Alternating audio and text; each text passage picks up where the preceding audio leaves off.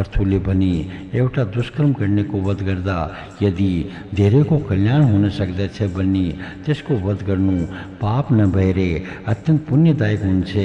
पर्थुले भनिन्, हे नरपश्रेष्ठ, यदि आफ्ना प्रजाहरूको कल्याण गर्नका लागि मेरो वध गर्नुभयो भने मेरो मृत्युपछि हजुरका प्रजाहरूको आधार के हुन्छ?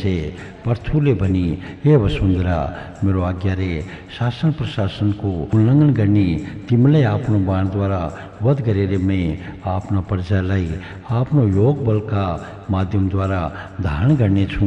पराशरजीले भन्नुभयो, अत्यन्त भयभीत एवं डरले काँपिरहेको शरीर र अत्यन्त व्याकुल भएकी पृथ्वीले पृथ्वीपति पर्थुलाई फेरि पनि प्रणाम गर्दै भनिन्। पृथ्वीले भनी, हे राजन, अत्यन्त लगनशील पूर्वक आरम्भ गरेका सबै कार्यहरू पूर्ण रूपमा सफल हुन्छन्। यस कारण मैं हजुरलाई एउटा उपायका विषयमा बताउँछु। यदि हजुरलाई मैले बताएको उपाय उपयुक्त लाग्यो भने त्यसै अनुसार गर्नुहोस्।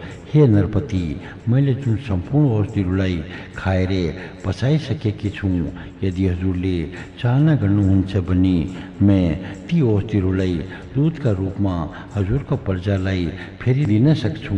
हे धर्मात्माहरूमा अत्यन्त श्रेष्ठ महाराज, यस कारण हजुरले आफ्ना प्रजाहरूको कल्याणका लागि त्यस किसिमको बाछो बनाइदिनुहोस् जसका माध्यमद्वारा वात्सल्यतापूर्ण अवस्था सृजना गराएर ती औषधिहरूलाई मैले दूधका रूपमा निकाल्न सकूँ। र हे राजन, मलाई हजुरले सर्वत्र समतल बनाइदिनुहोस् जसका माध्यमद्वारा मैले सर्वोत्तम औषधिहरूका बीजको रूपमा रहेको दूधलाई सबै ठाउँमा सहज रूपमा उत्पन्न गराउन सकूँ। पराशरजीले भन्नुभयो, त्यसपछि महाराज वेणुका अत्यन्त प्रभावशाली पुत्र पर्थुले आफ्नो धनुषको अगाडिको भागबाट सैकडौँ हजारौँ पर्वतलाई उखेलिदिए र तिनीहरूलाई एउटा निश्चित ठाउँमा जम्मा गरिदिए। यसभन्दा पहिले पृथ्वी पूर्ण रूपमा समतल नभएकी हुनाले शहर वा गाउँ आदिको वास्तविक रूपमा कुनै बाँडफाँड भएको थिएन। हे मैत्रेय, त्यस समयमा अन्न, गोरक्षा, खेतीपाती र व्यापार आदिको कुनै समुचित व्यवस्था गरिएको थिएन। जब राजा पर्थुलाई पूर्ण रूपमा समतल बनाइदिए त्यस समयदेखि यी सबैको वास्तविक रूपमा आरम्भ भयो। हे दिव्योत्तम, जहाँ जहाँ पृथ्वी समतल भए निवास गर्नका लागि उपयुक्त स्थान भएको थियो, प्रजाहरूले तिनै स्थानहरूमा निवास गर्ने चाहना अभिव्यक्त गरिन्। त्यस समयसम्म प्रजाहरूको आहार केवल फलफुल र कन्दमूल मात्र रहेको थियो, त्यो पनि सबै औषधिको नाश भएको कारणले गर्दा अत्यन्त दुर्लभ भइसकेको थियो। यसपछि पृथ्वीका अधिपति महाराज पर्थुले स्वयम्भू मनुलाई बाछो बनाएर आफ्नै हातमा आफ्ना प्रजाहरूको कल्याण गर्नका लागि गायको स्वरूप धारण गरेकी पृथ्वीबाट सम्पूर्ण अन्नहरू दुई अर्थात् निकाली। त्यसै अन्नका आधारमा प्रजाहरू आजसम्म पनि जीवित रहेका छन्। महाराज पर्थुले प्राणदान गरेका हुनाले उनी भूमिका पिता 5 किसिमका व्यक्तिहरूलाई पिता मानिन्छ। तिनीहरूको विभाजन यसरी गरिएको छ: जन्म दिने, यज्ञोपवीत धारण गराइदिने अर्थात् वर्तमान गराइदिने, अन्नदाता, भयबाट रक्षा गर्ने तथा विद्या दिने आदि भएर त्यसै समयदेखि सम्पूर्ण प्राणीहरूलाई धारण गर्ने जन्नीको नाम पृथ्वी भयो। हे मुनि, त्यसपछि देवताहरू, ऋषिहरू, दैत्य, राक्षस, पर्वत, गन्धर्व, सर्प, यक्ष, किन्नर, पितृहरू, वृक्ष आदि सबैले पनि आफ्नो चाहनाअनुसार दूध दुहुने कार्य गरे। बाछो र दुहुने व्यक्तिहरू पनि उनीहरू केही इच्छाअनुसारका थिए। यस कारण भगवान श्री विष्णुका चरणहरूबाट उत्पन्न भएकी यी पृथ्वीले नै सबैलाई जन्म दिने, बनाउने तथा धारण र पोषण गर्ने कार्य गर्दछिन्।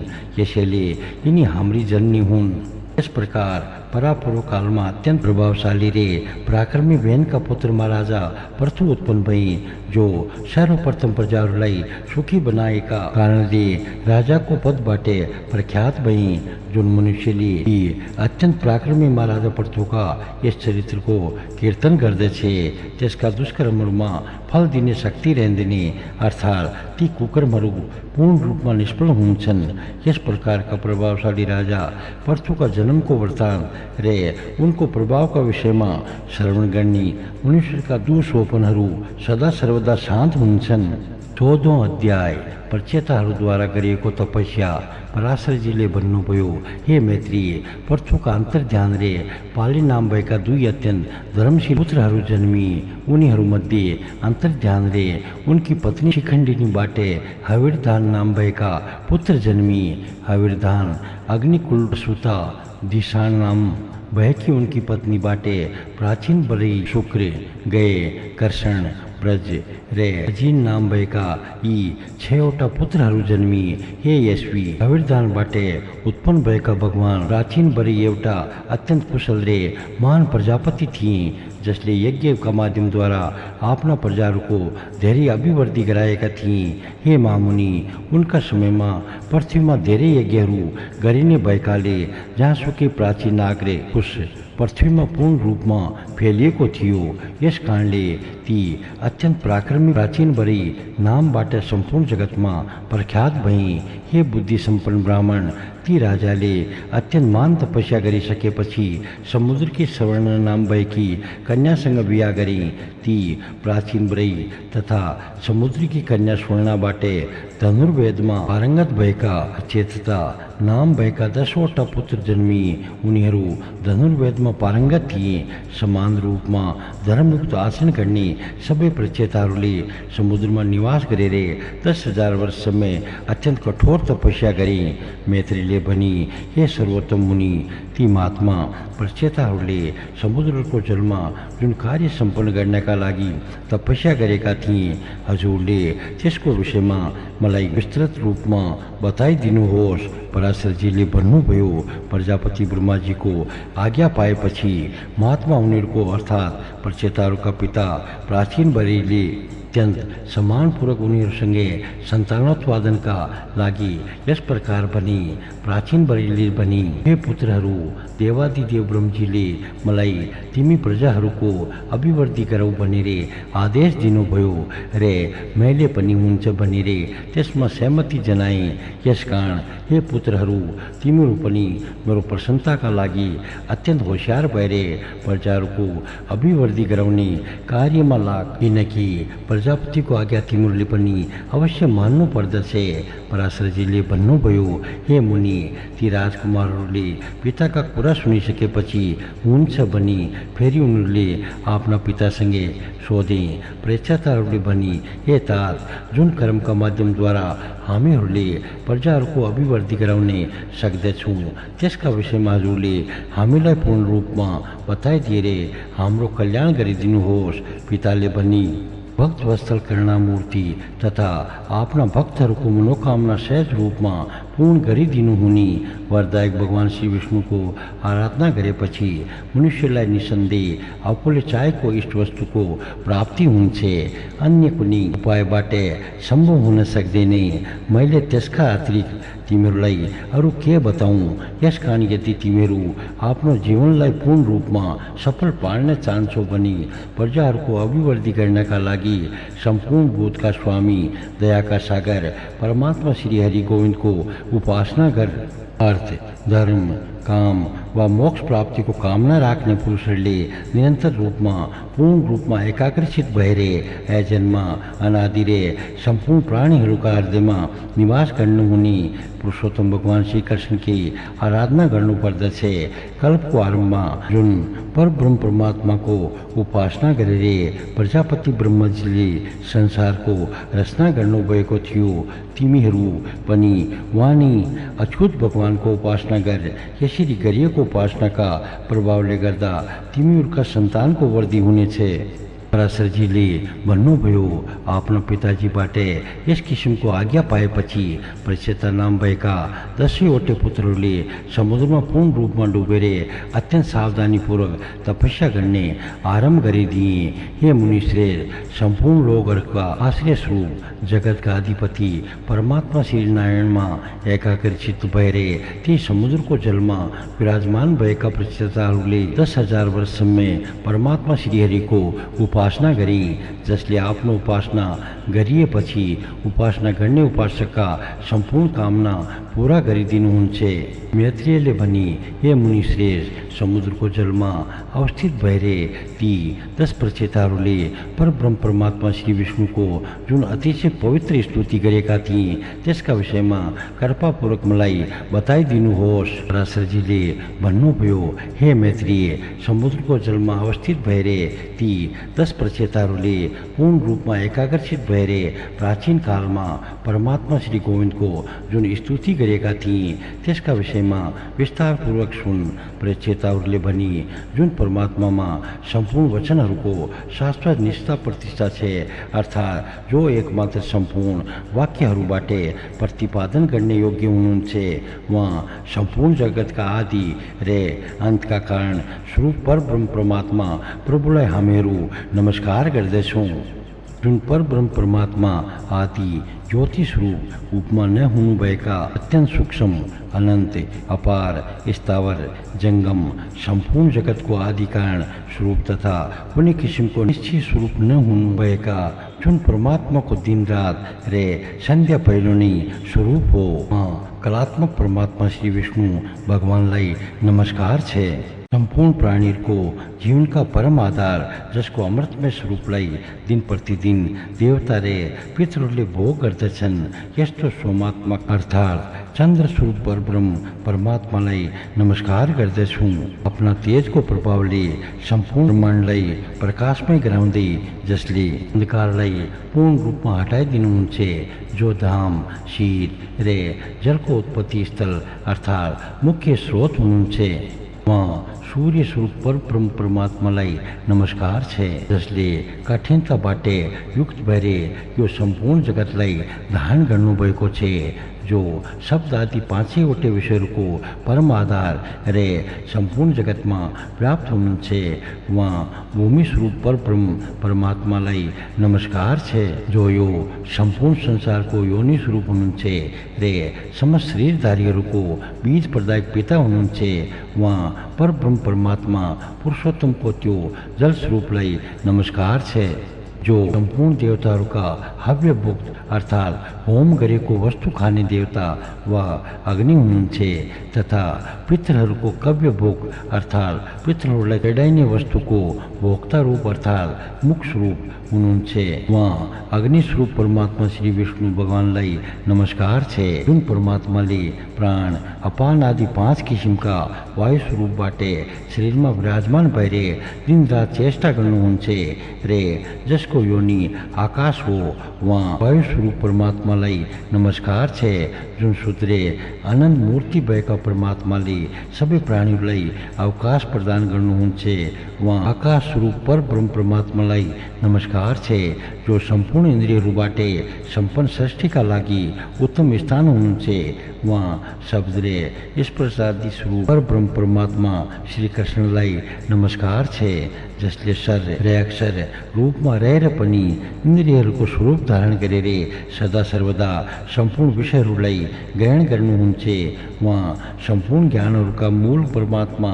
श्री हरिलाई नमस्कार छ, जसले इन्द्रियहरूका माध्यमद्वारा ग्रहण गरेका सम्पूर्ण विषयहरूलाई आत्माका लागि प्रदान गर्नुहुन्छ, वहाँ समस्त विश्वका आत्मा एवं अन्तकरण स्वरूप परब्रह्म परमात्मा पुरुषोत्तमलाई नमस्कार छ, जुन अनन्तमा यो सम्पूर्ण विश्व विराजमान भएको छ तथा जसबाट यो समस्त विश्व उत्पन्न भएको र जो समस्त विश्वको विलयको स्थान पनि हुनुहुन्छ, वहाँ प्रकृति स्वरूप परब्रह्म परमात्मालाई नमस्कार छ, जो शुद्र निर्गुण हुनु भए तापनि भ्रमका कारणले गर्दा सम्पूर्ण गुणहरूबाट पूर्ण रूपमा सम्पन्न हुनुभएको जस्तो देखिनुहुन्छ, वहाँ आत्मस्वरूप परब्रह्म परमात्मा पुरुषोत्तमलाई हामीहरू अत्यन्त विनम्रतापूर्वक नमस्कार गर्दछौँ, जो विकारहरूबाट पूर्ण रूपमा रहित अजन्मा शुद्ध स्वरूप निर्गुण निरञ्जन निर्मल रे श्री विष्णुको परम पद हुनुहुन्छ, वहाँ परब्रह्म परमात्मालाई हामीहरू अत्यन्त आदरपूर्वक नमस्कार गर्दछौँ। जो न लामो हुनुहुन्छ न छोटो हुनुहुन्छ न मोटो हुनुहुन्छ न होचो हुनुहुन्छ न कालो हुनुहुन्छ रे न रातो हुनुहुन्छ जो शनि कांति तथा शरीरबाट रहित एवं अनासक्त शरीरी रे जीवहरूभन्दा अलग हुनुहुन्छ जो आकाश स्पर्श गन्ध रे रसबाट पनि रहित हुनुहुन्छ आँखा र कान न हुनुभएको अचल वाक्य न हुनुभएको तथा हात र मन पनि न हुनुभएको हुनुहुन्छ जो नाम गोत्र सुख र तेजबाट रहित एवं कारणहीन अर्थात् कुनै कारण न भएको हुनुहुन्छ जसमा भय भ्रान्ति निद्रा जरा अर्थात् बुढोली अवस्था रे मृत्यु यी सबै अवस्थाहरूको पूर्ण रूपमा अभाव रहेको छ जो रजोगुण रे शब्दविहीन अमृत गतिहीन रे समृद्ध अर्थात् नै ढाकिएको खुलेको हुनुहुन्छ जसमा पूर्व पर अर्थात् अगाडि र पछाडिको व्यवहारको गति छैन त्यही परब्रह्म परमात्मा श्री विष्णुको परम पद हो परमेश्वरीय स्वरूप गुणहरूबाट सम्पूर्ण जीव स्वरूप अनाधार जीव एवं दृष्टिबाट देख्न नसकिने परमात्मा श्री विष्णुको जुन परम पद छ हामीहरू त्यस परम पदलाई नमस्कार गर्दछौँ। पराशरजीले भन्नुभयो यस प्रकार भगवान श्री विष्णुमा समाधिस्थ भएर तथा उहाँको स्तुति गर्दै प्रचेताहरूले समुद्रको जलमा अवस्थित भएर 10,000 वर्षसम्म तपस्या गरे। त्यसपछि भगवान श्रीहरिले अत्यन्त प्रसन्न भएर पूर्ण रूपमा फुलेको नीलकमलको जस्तो अभायुक्त दिव्य छविबाट समुद्रभित्रै दर्शन दिनुभयो। पक्षीराज गुणमा विराजमान हुनुभएका भगवान श्री विष्णुलाई देखेपछि ती प्रचेताहरूले अत्यन्त भक्तिभावपूर्वक नम्रतापूर्ण किसिमले शिर झुकाएर उहाँलाई प्रणाम गरे। त्यसपछि भगवानले उनीहरूसँग भन्नुभयो म तिमीहरूसँगै अत्यन्त प्रसन्न भएर तिमीहरूलाई वरदान दिनका लागि आएको हुँ। यसकारण तिमीहरू आफ्नो मनोकामना अनुसारको वर माग। त्यसपछि ती प्रचेताहरूले वरदायक भगवान श्री विष्णुलाई प्रणाम गर्दै जस्ता किसिमले उनीहरूका पिताले उनीहरूलाई सन्तानको अभिवृद्धि गराउने आदेश दिएका थिए त्यो सबै उहाँसँग विन्ती गरे। यसपछि भगवान श्रीहरि पनि उनीहरूका इच्छाअनुसारको वरदान दिएर शीघ्र अन्तर्धान हुनुभयो। त्यसपछि ती प्रचेताहरू समुद्रको जलबाट बाहिर निस्किए। 15औं अध्याय खण्डु मुनिको चरित्र मैथुन धर्म तथा दक्षद्वारा प्रजा सृष्टि। पराशरजीले भन्नुभयो प्रचेताहरू धेरै समयसम्म तपस्यामा लागिरहेका कारणले गर्दा कसैद्वारा सुरक्षा नगरिएकाले पृथ्वीलाई वृक्षहरूले ढाकिसकेका थिए र त्यस समयसम्ममा धेरै प्रजाहरूको पनि विनाश भइसकेको थियो। आकाश पूर्ण रूपमा वृक्षहरूले भरिसकेको थियो। यसकारण वायु चल्न सकिने तथा प्रजाहरूले पनि कुनै किसिमको चेष्टा अर्थात् प्रयत्न गर्न सकेनन्। जलबाट बाहिर निस्किएपछि प्रचेताहरू ती पृथ्वीमा अरूको विनाश गरेर मोलाएका रुखहरूलाई देखेर अत्यन्त क्रोधित भए। यसपछि उनीहरूले अत्यन्त रोषपूर्वक आफ्ना मुखबाट वायु र अग्निलाई उत्पन्न गराए। वायुले ती पृथ्वीका अत्यन्त फैलेका वृक्षहरूलाई उखेलेर सुकाइदिए रे अत्यन्त प्रचण्ड अग्निले ती सुकेका सम्पूर्ण वृक्षहरूलाई डराएर सखाप पारिदिए। यस प्रकार त्यस समयमा त्यहाँ वृक्षहरूको विनाश हुन थाल्यो। त्यसपछि राजा सोमले वृक्षहरूको विनाश भइरहेको तथा केही मात्रामा मात्रै वृक्षहरू बाँकी रहेको देखेपछि ती वृक्षहरूको विनाश गर्ने कार्यलाई रोक्ने विचारले अभिप्रेरित भएर प्रजापति प्रचेताहरूको नजिकमा आएर भने हे राजाहरू तपाईँहरूले आफ्नो क्रोधलाई शान्त गराउनुहोस् र मेरो कुरा ध्यानपूर्वक सुन्नुहोस्। मैं यी उखेलेर बाँकी रहेका वृक्षहरूसँगै तपाईँहरूको सन्धि गराइदिन्छु। यिनी वृक्षहरूबाट उत्पन्न यी अत्यन्त सुन्दर वर्ण भएकी रतन स्वरूप कन्याको मैले पहिलेदेखि नै भविष्यका विषयमा जानेर आफ्ना अमृतमय किरणहरूका माध्यमद्वारा पालन पोषण गरेको छु। ती वृक्षहरूकी कन्याको नाम मारिसा हो। यशवी राजाहरू यिनी निश्चित रूपमा तपाईँहरूकी भार्या भएर तपाईँहरूका वंशको अभिवृद्धि गराउनका लागि नै उत्पन्न भएकी हुन्। तपाईँहरूको आधा तेजबाट रे मेरो आधा तेजको प्रभावले गर्दा यी कन्याका गर्भबाट अत्यन्त पराक्रमी एवं विद्वान दक्ष नाम भएका प्रजापति उत्पन्न हुनेछन्। तपाईँहरूको तेज सहित मेरो मानसबाटे संपन्न भएरे आफ्नो तेजका कारणले अग्निका समान भएका ती दक्ष प्रजापतिले फेरि तपाईँहरूका प्रजाहरूको अत्यन्त अभिवृद्धि गराउनेछन्। पूर्वकालमा वेद जान्नेहरू मध्येमा सबैभन्दा श्रेष्ठ एउटा कण्डु नाम भएका मुनि थिए। उनले अत्यन्त मनमोहक गोमती नदीका किनारामा बसेर अत्यन्त उत्कृष्ट तपस्या गरे। ती सर्वोत्तम मुनिको तपस्या भङ्ग गराउने इन्द्रले ब्रह्मलोम्बा नाम भएकी अप्सरालाई उनका नजिकमा पठाए। ती अत्यन्त लावण्ययुक्त अप्सराले ऋषिलाई तपस्याबाट भ्रष्ट गराइदिइन्। ती अप्सराद्वारा तपस्या भङ्ग गराएका रे विषयहरूमा पूर्ण रूपले आसक्त भएका ऋषिले 100 वर्षहरूभन्दा धेरै समयसम्म ती अप्सराका साथमा मन्दार पर्वतको गुफामा निवास गरे। त्यसपछि हे यशवी, एक दिन ती अप्सराले कण्डु ऋषिसँगै निवेदन गरिन्, हे महात्मन, अब मैं स्वर्गलोकमा जान चाहन्छु। यसकारण हे ऋषिदेव प्रसन्न भएर मलाई जाने आज्ञा दिनुहोस्। अत्यन्त सुन्दरी अप्सरामा अत्यन्त आसक्त भएका ऋषिले उनले जान आज्ञा मागेपछि भने, हे बद्री, अझै केही दिनसम्म तिमी यही मसँगै रमाएर बस। ती ऋषिद्वारा यस किसिमको आज्ञा पाइसकेपछि ती अप्सराले उनीसँग 100 वर्षहरूभन्दा केही धेरै समयसम्म बसेर समय बिताइन् रे ती सुन्दरीले उनीसँगै विभिन्न किसिमका विषयहरूको आनन्दपूर्वक भोग गरिन्। त्यसपछि ती चन्द्रमुखी अप्सराले फेरि ऋषिसँगै अनुरोध गरिन्, हे भगवान, अब मलाई स्वर्गलोक जाने आज्ञा दिनुहोस्। ब्रह्मलोचाको अनुरोध सुनिसकेपछि अप्सरासँगै पूर्ण रूपमा आसक्त भएका ऋषिले पनि, हे सुन्दरी, अझै केही दिनसम्म मसँगै बस। त्यसपछि 100 वर्षहरूभन्दा केही बढी समय बितिसकेपछि ती मनमोहनी अप्सराले प्रणययुक्त मुस्कानबाट अत्यन्त स्वाभाविक वचनहरूद्वारा फेरि अनुरोध गरिन्, हे ब्रह्मन, अब मैं स्वर्गलोकमा अवश्य जानेछु।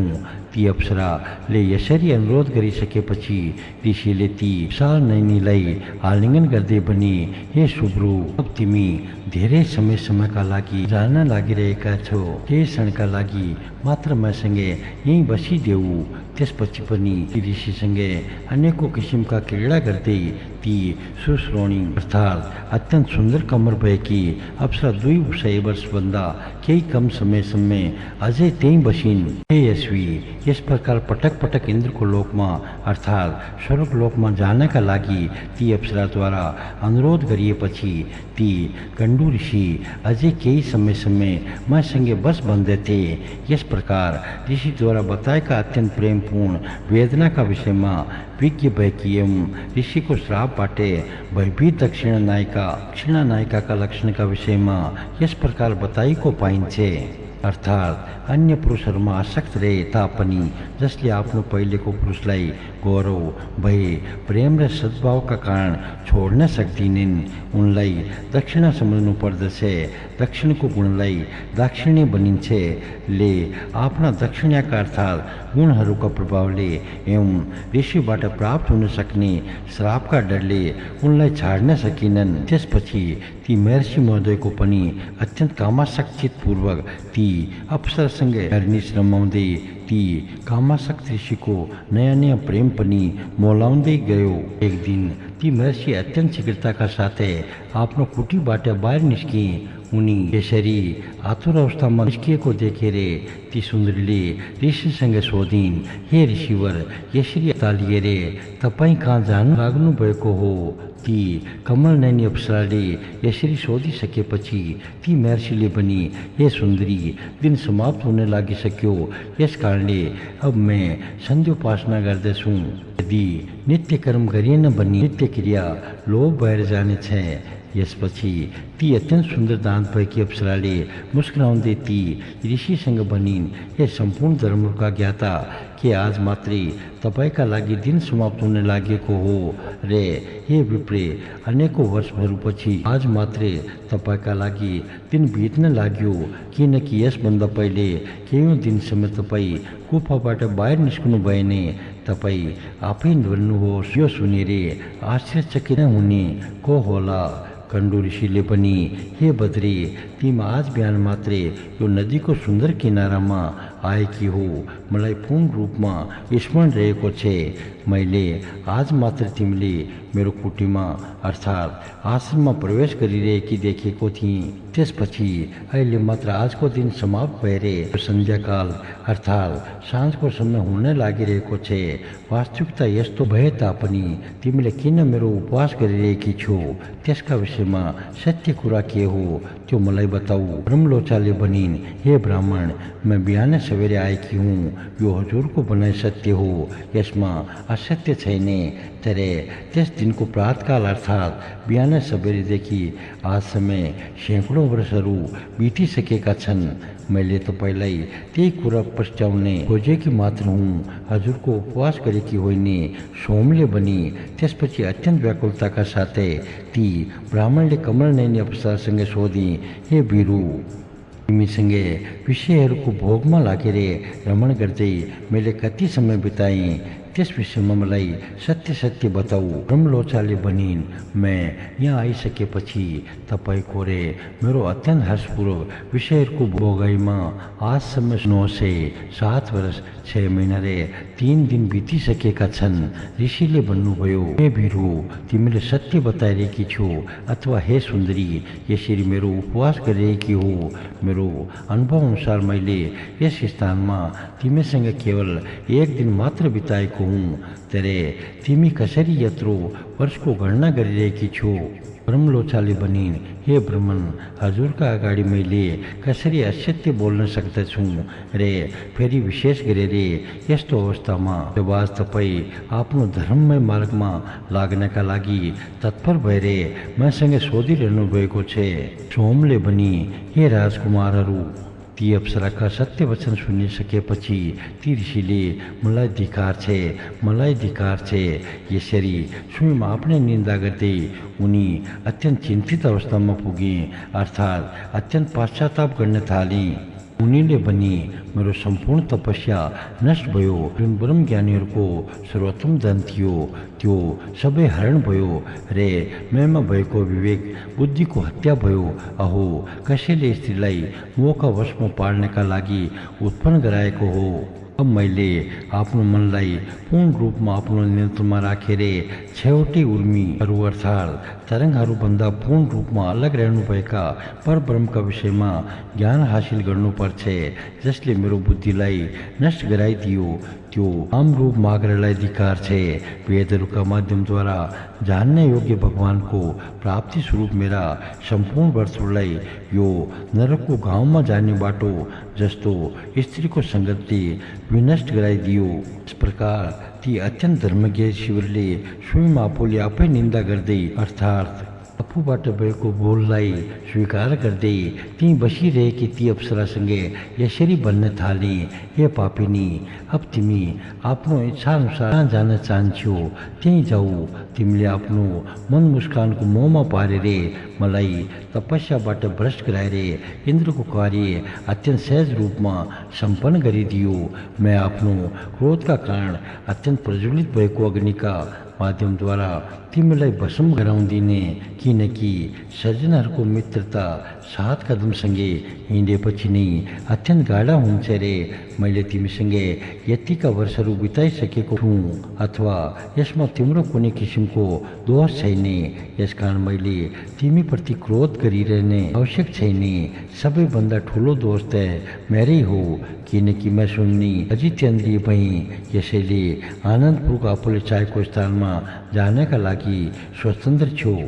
इन्द्रलाई आफ्नो अत्यन्त प्रिय बनाउनका लागि तिमीले मेरो तपस्याको विनाश गराइदियो। यसकारण अत्यन्त भयानक अन्धकार रे मोहजालको पोको एवं अति नै निन्दनीय तिमीलाई धिक्कार छ। सोमले भनी, ती महर्षि कण्डु जबसम्म ती अत्यन्त सुन्दर कमर भएकी अप्सरासँगै वार्तालाप गरिरहेका थिए त्यस समयमा डराएका कारण अत्यन्त कम्पायमान शरीर भएकी ती अप्सराको सम्पूर्ण शरीर आफैबाट निस्किएको पसिनाले भिजिएको थियो।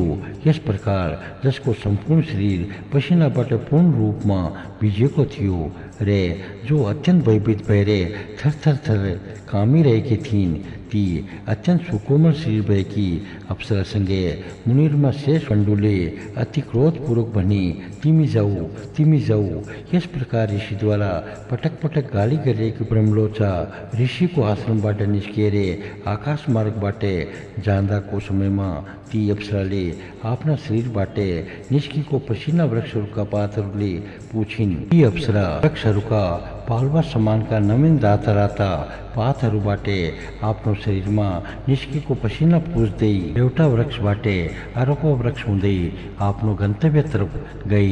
ते समय में ऋषिले उनको शरीर में जुन गर्भ स्थापित कराएका थिए यो पनि रोमांच का कारण निष्के को पसीना का रूप में ती कमल नैनी अप्सरा का शरीर बाटे बाहर निष्केर आयो।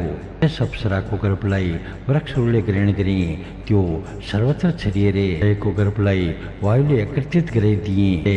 मैले आफ्ना किरणहरूका माध्यमद्वारा त्यसलाई पोषित गर्न थालेँ। त्यसपछि त्यो बिस्तारै बिस्तारै बढ्न थाल्यो। वृक्षहरूको अग्रभागबाटे उत्पन्न भएकी ती राम्रो अनुहार भएकी कन्या मारिसाका नामबाटे प्रख्यात भइन्। वृक्षहरू ती कन्या तिमीहरूलाई दिनका लागि तयार भएका छन्। यसकारण तिमीहरूले आफ्नो क्रोधलाई शान्त पार अर्थात् क्रोधलाई त्यागिदेऊ। इस किसिमले वृक्षहरूबाट उत्पन्न भएकी ती सुकोमल कन्या कमल नैनी अप्सरा ब्रह्मलोचा की पुत्री हुन् तथा कंडू ऋषि की मेरी रे वायु की पनि संतान हुन्। पराशरजीले भन्नुभयो, हे मैत्री, त्यसपछि ती परीक्षितहरूले ती तपस्या भ्रष्ट भएका ऋषिकी कन्या भएकाले मारिसलाई स्वीकार गर्ने अयोग्य न सम्झियुन् भनेर सोमदेवले पनि ती साधुहरूमा सर्वश्रेष्ठ भगवान कंडू पनि आफ्नो तपस्या भंग भइसकेको हुनाले पुरुषोत्तम क्षेत्र नाम भएको भगवान श्री विष्णु को निवास रहेको भूमिमा गए रे। हे राजकुमारहरू, त्यहाँ ती महायोगीले अत्यंत श्रद्धापूर्वक एकनिष्ठ भएर एकाग्रचित युक्त हुँदै ब्रह्मपारायण मंत्र को जप गर्दै उरद्व बाउ रहेर भगवान श्री विष्णु को आराधना गर्न थाली अर्थात् आराधनामा पूर्ण रूपमा लीन भई। प्रचेताहरूले पनि हामीहरू कंडू मुनिको पवित्र ब्रह्मपारायण स्त्रोतका विषयमा विस्तृत रूपमा सुन्न चाहन्छौँ, जसको जपका माध्यमद्वारा उहाँले परब्रह्म परमात्मा केशवको आराधना गर्नुभएको थियो। सोमले पनि, हे राजकुमारहरू, त्यो मन्त्र यस प्रकार रहेको छ, भगवान श्री विष्णु यो अपार संसार मार्गको अन्तिम प्रान्त भाग हुनुहुन्छ। उहाँलाई पार गर्ने अत्यन्त कठिन छ। सत्य स्वरूपमा परभन्दा अर्थात् आकाश आदिभन्दा पनि परे अर्थात् अनन्त हुनुहुन्छ। उहाँलाई पूर्ण रूपमा तपस्यामा लागिरहेका महात्माहरूले मात्र प्राप्त गर्न सक्छन्, किनकि उहाँ अनात्म प्रपञ्चभन्दा पनि परे हुनुहुन्छ तथा इन्द्रियहरूबाट देख्न नसकिने परमात्मा हुनुहुन्छ रे। उहाँले आफ्ना भक्तहरूको पालन पोषण रे उनीहरूको मनोकामना पूर्ण गराइदिनुहुन्छ। उहाँ परमात्मा कारणका कारण रे त्यसको कारणको पनि परम कारण हुनुहुन्छ अर्थात् कारण पञ्चमहाभूत, त्यसको कारण पंच तन्मात्रा, त्यसको कारण तामस अहंकार, त्यसको कारण महतत्व, त्यसको पनि प्रधान कारण हुनुहुन्छ। उहाँले यस किसिमले सम्पूर्ण कर्म रे कर्ता आदिका साथै कार्य रूपमा अवस्थित भएर सम्पूर्ण जगत प्रपञ्चको पालन पोषण गर्नुहुन्छ। ब्रह्म नै प्रभु, ब्रह्म नै सर्वस्व, ब्रह्म नै सम्पूर्ण प्रजाहरूका पालक, ब्रह्म नै अच्युत हुनुहुन्छ। ब्रह्म अविनाशी, नित्य, अजन्म, क्षर आदि सम्पूर्ण विकारहरूबाट पूर्ण रूपमा रहित भगवान श्री विष्णु हुनुहुन्छ।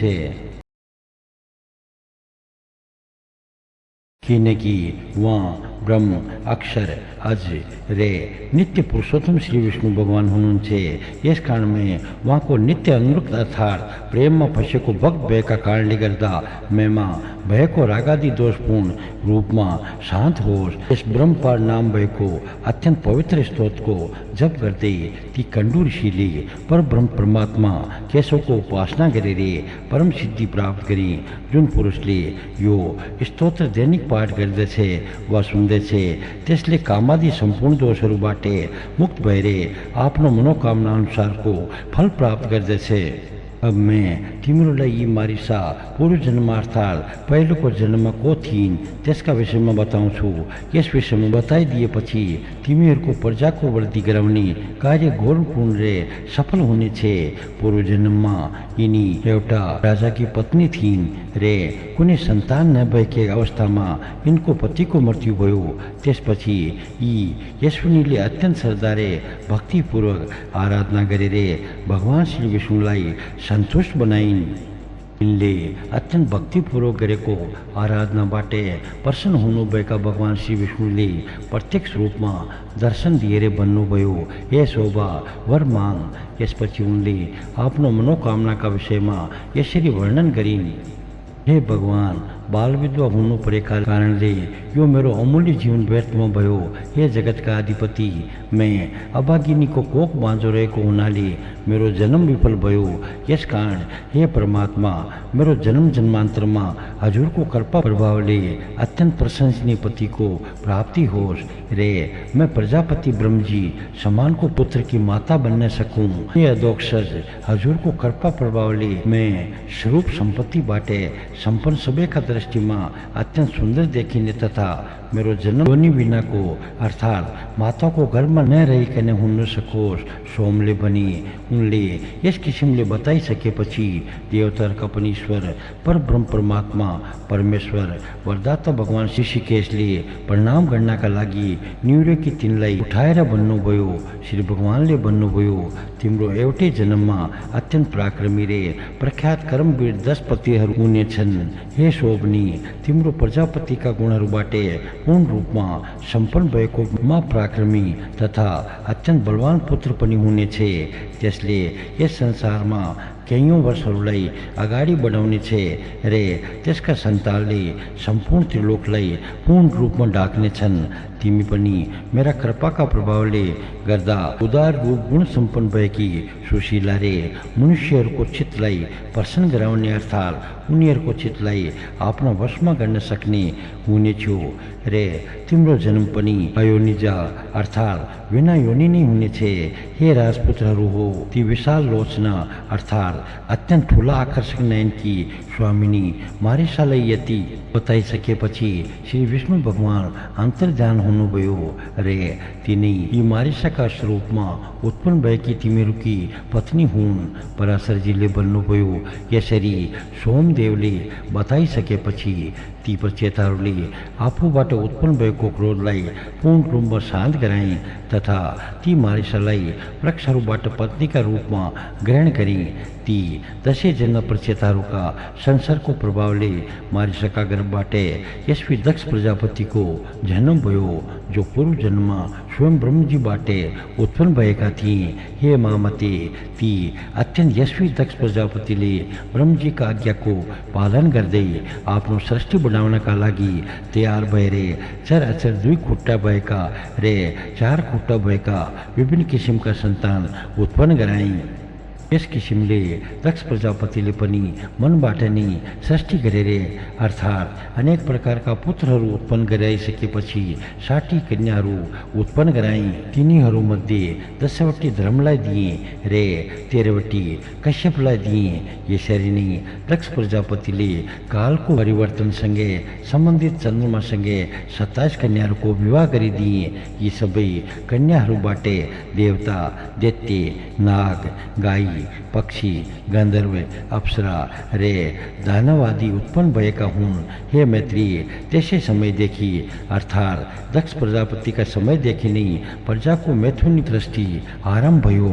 त्यसभन्दा पहिले सङ्कल्प दर्शन रे स्पर्शद्वारा एवं अत्यन्त तपस्वी मनुष्यहरूका तपस्या आदि विशेष कारणद्वारा प्रजाहरूको सृष्टि हुन गर्दथ्यो। मैत्रीले पनि, हे मामुनि, मैले सुने अनुसार दक्ष प्रजापतिको जन्म ब्रह्माजीको दाहिने अङ्गुष्ठबाट भएको थियो। यो नै वास्तविकता हो भन्ने फेरि उनी प्रचेताहरूका पुत्र कसरी भए?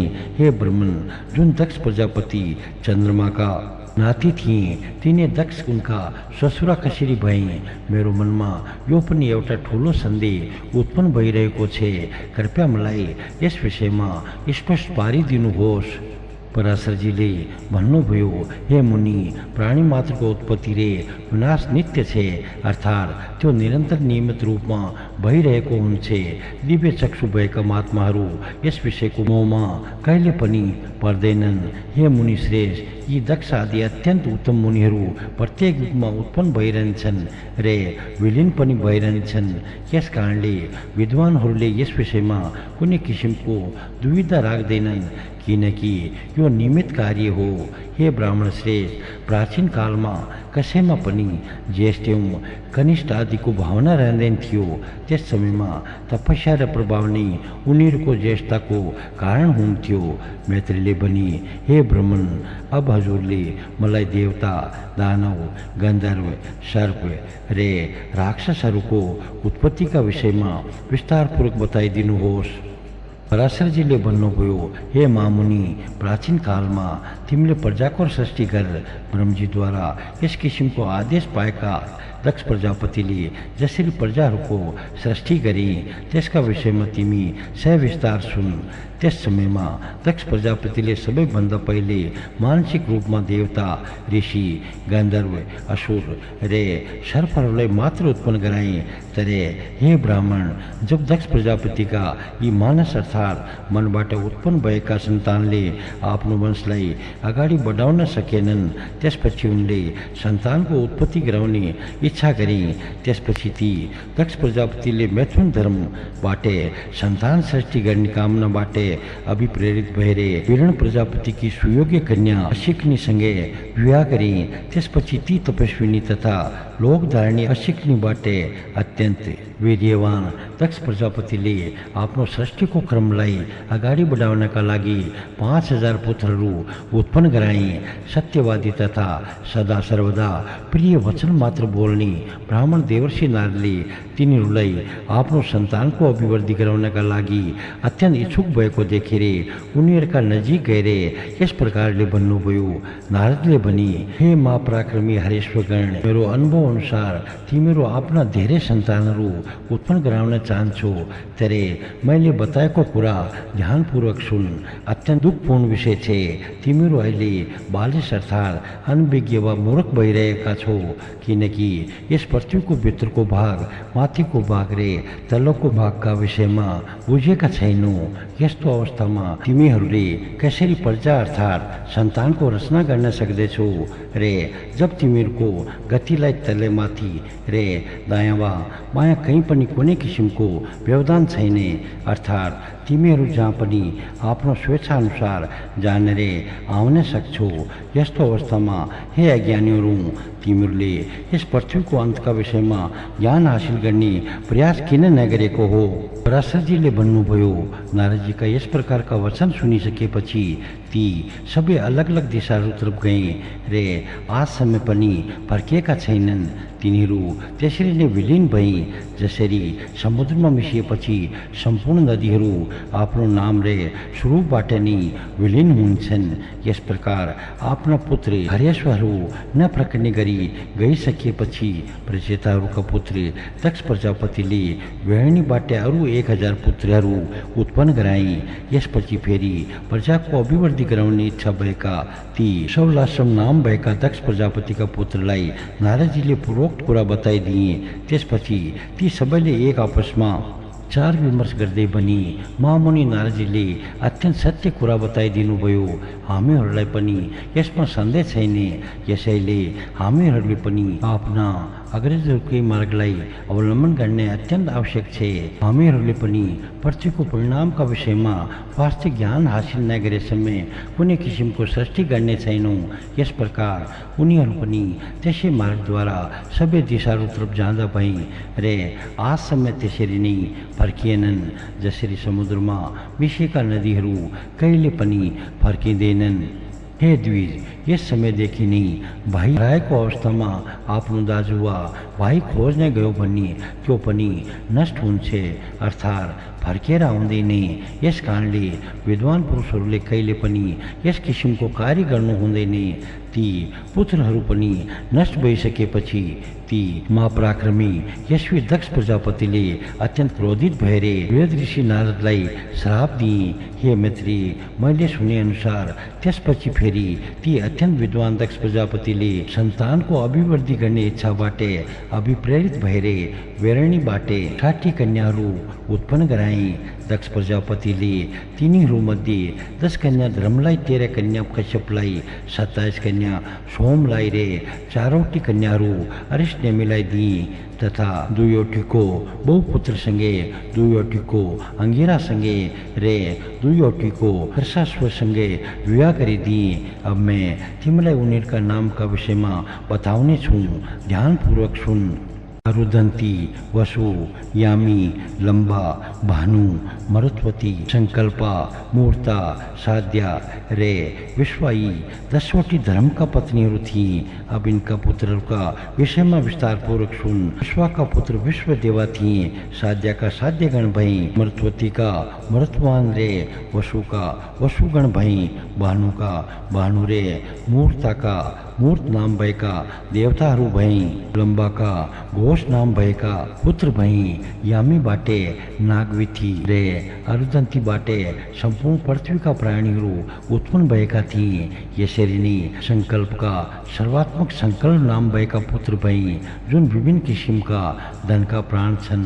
यस प्रकारका ज्योति आदि जुन 8 वसुगणका नामले सम्पूर्ण ब्रह्माण्डमा विख्यात भएका छन्। अब मैं तिनीहरूका विषयमा विस्तृत रूपमा तिमीलाई बताउने छु। ती 8 वसुहरूको नाम आप, ध्रुव, सोम, धर्म, अनिल, अनल, प्रत्युष रे प्रभाव यस प्रकार बताइएको पाइन्छ। वेतण्ड, श्रम, शान्त रे ध्वनि यी 4वटा आप नाम भएका वसुका पुत्रहरू हुन्। सम्पूर्ण लोकहरूको विनाश गर्ने भगवान कालदुर्ग नाम भएका वसुका पुत्र हुन्। भगवान वर्षा सोम नाम भएका वसुका पुत्र थिए, जसका प्रभावले गर्दा मनुष्य वर्चस्व अर्थात् अत्यन्त तेजस्वी हुन्छन्। यसरी धन नाम भएका वसुकी पत्नी मनोहराबाट द्रविण, भूत एवं हव्य तथा शिशिर प्राण रे वरुण नाम भएका पुत्र उत्पन्न भई। यसरी नै अनिल की पत्नी शिवा थिइन्। शिवा का गर्भबाट अनिल का मनोजव तथा अभिज्ञा गति नाम भएका 2वटा पुत्रहरू जन्मिए। यस्तै किसिमले अग्नि का कुमार नाम भएका एक पुत्री सरस्तम्भबाट उत्पन्न भएका थिए। यिनी कार्तिका का पुत्र भएका हुनाले कार्तिकेयका नामबाट प्रख्यात भई। शाक, विशाख रे नेगम यी 3वटा उनका भाइहरू थिए। देवल नाम भएका ऋषिलाई प्रत्युष नाम भएका वसुका पुत्र बताइएको छ। देवल ऋषिका पनि समाशील रे मनीषी नाम भएका 2वटा पुत्रहरू भएका थिए। बृहस्पतिजीकी बहिनीको नाम वर स्त्री थियो, जो ब्रह्मचारिणी रे सिद्ध योगिनी पनि थिइन् तथा अत्यन्त वैराग्यपूर्ण भावले अभिप्रेरित भएर भूमण्डलमा विचरण गर्दथिन्, अर्थात् निरन्तर रूपमा घुमिरहन्थिन्। तिनी वर स्त्री 8औं वसु प्रभासकी पत्नी भइन्। उनका गर्भबाट यशस्वी प्रजापति विश्वकर्मा जन्मिए, जो हजारौं कारिगरीहरूका कर्ता, देवताहरूका कारिगर तथा सबै किसिमका आभूषण अर्थात् गहनाहरूका निर्माता एवं कारिगरहरूमा अत्यन्त उत्तम कारिगर भए, जसले सम्पूर्ण देवताहरूले प्रयोगमा ल्याएका विमानहरूको निर्माण अर्थात् उत्पादन गरेर जसद्वारा बनाएको शिल्पशास्त्रका आधारमा आजसम्म पनि पृथ्वीलोकमा धेरै मनुष्यहरूले जीवन निर्वाह गरिरहेका छन्। ती विश्वकर्माका 4वटा पुत्रहरू थिए। अब तिनीहरूका नामका विषयमा विस्तारपूर्वक सुन। उनीहरू अजेकपात, ऐब्रध्वन, त्वष्टा रे परम पुरुषार्थी रुद्र थिए। तिनीहरूमध्ये त्वष्टाका पुत्री सम्पूर्ण गुणहरूबाट सम्पन्न भएका तपस्वी विश्वरूप थिए, अर्थात् भए। हे महामुनि, यस प्रकार हर, बहुरूप, त्रिम्बक, अपराजित, वर्षाकपि, शम्भु, कदर्पी, रेवत, मृगव्याग, सर्व, रे, कपाली यिनीहरूलाई तिनैवटै लोकहरूका ईश्वर 11 रुद्र बताएको छ। यस किसिमका मा तेजस्वी 100 रुद्र भएको बताएको पाइन्छ। कश्यप ऋषिका जुन 13वटी पत्नीहरू थिए, अब तिनीहरूका नामका विषयमा सुन। उनीहरू अदिति, दिति, दनु, काला, अरिष्टा, सुरसा, सुरभि, विन्ता, ताम्रा, क्रोधवशा, ईरा, कद्रु, रे, मुनि थिइन्। हे धर्मज्ञ, अब तिनीहरूका सन्तानका विषयमा पूर्ण विवरण सहित सुन। पूर्व अर्थात् चाक्षुष मनमन्त्रमा तुषित नाम भएका 12 अत्यन्त उत्तम देवताहरू थिए। अति यशस्वी ती देवताहरू चक्षुष मनमन्त्रपछि व्यवस्थित मनमन्त्र आएपछि सबै एकै ठाउँमा भेला भएर उनीहरूले एक आपसमा विचार विमर्श गर्दै सबैले आफआफ्नो मनसाय व्यक्त गर्दै भन्न थाले, हे देवताहरू, औ हामीहरूले आदित्यका गर्भमा प्रवेश गरेर यो व्यवस्थित नाम भएको मनमन्त्रमा जन्म लिनु पर्दछ। यदि हामीले उनका गर्भबाट जन्म लिन सक्यौँ भने भविष्यमा हाम्रो अत्यन्त कल्याण हुनेछ।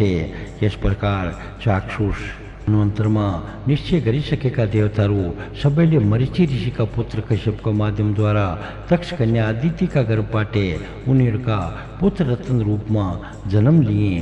तिनीहरू अत्यन्त तेजस्वी कश्यप र अदितिबाट उत्पन्न भएका विष्णु, इन्द्र, अर्यमा, धाता, त्वष्टा, पूषा, व्योस्वान, सविता, मित्र, वरुण, अंश, रे, भग 12वटा पुत्रहरू आदित्यका नामबाट सम्पूर्ण लोकहरूमा प्रख्यात भए। यस किसिमले पहिले चाक्षुष मनमन्त्रमा जुन तुषित नाम भएका देवताहरू थिए, तिनी व्यवस्थित मनमन्त्रमा 12 आदित्यका नामबाट प्रसिद्ध भएका हुन्। सोमकी जुन अत्यन्त सुव्रता 27वटी पत्नीहरूका विषयमा पहिले नै बताइसकेको छ, ती सबै नक्षत्र योगिनीहरू हुन् र तिनैका नामहरूबाट सबै लोकहरूमा प्रख्यात भए। तिनीहरू अर्थात् अत्यन्त तेजस्विनी चन्द्रमाका पत्नीहरूबाट अनेकौं प्रतिभाले युक्त भएका पुत्रहरू उत्पन्न भए। अरिष्टनेमिकी पत्नीहरूबाट 16वटा पुत्र उत्पन्न भए।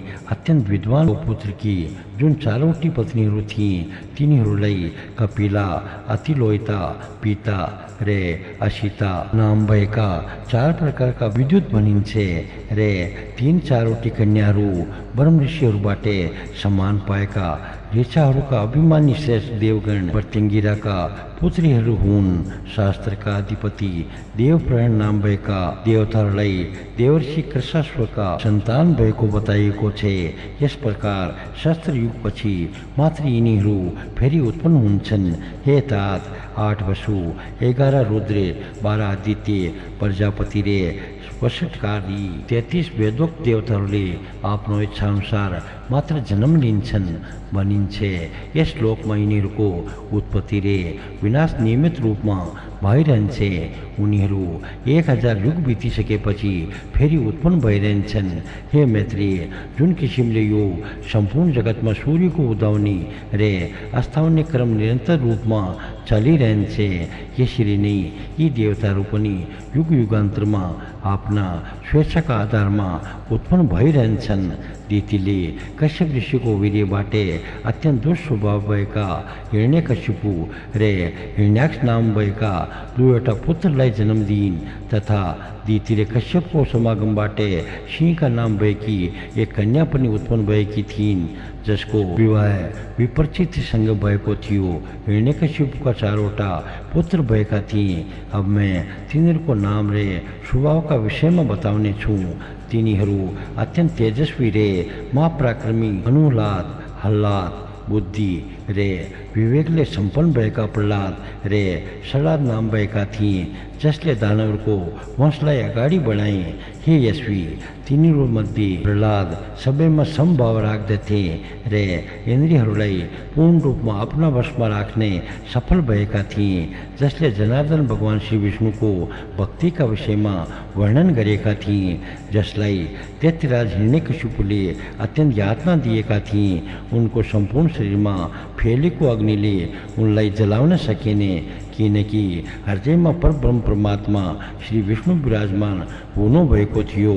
जुन महाबुद्धिमान तथा परमात्मा श्री विष्णु का परम भक्त डोरीले बाँधिएर समुद्रका जलमा अवस्थित भएका अवस्थामा यताउता हालिँदा सम्पूर्ण पृथ्वी काँप्न थाल्यो, अर्थात् हालिन थाल्यो। जसको शरीर पर्वतका समान अत्यन्त कठोर थियो तथा सम्पूर्ण शरीरको रोम रोमबाट परमात्माको चिन्तन गरिरहेका कारणले दैत्यराजद्वारा चलाएका अस्त्र शस्त्रले पनि कुनै असर पार्न सकेनन्।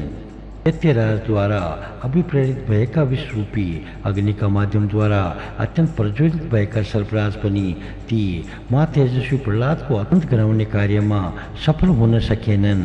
जसले श्री विष्णु भगवानको स्मरण रूपी कवच धारण गरेको हुनाले र नित्य निरन्तर पुरुषोत्तम भगवानको स्मरण गरिरहेका कारण ढुङ्गाहरूले थिचेर मार्ने प्रयास गर्दा पनि आफ्नो प्राण त्याग गरेनन्।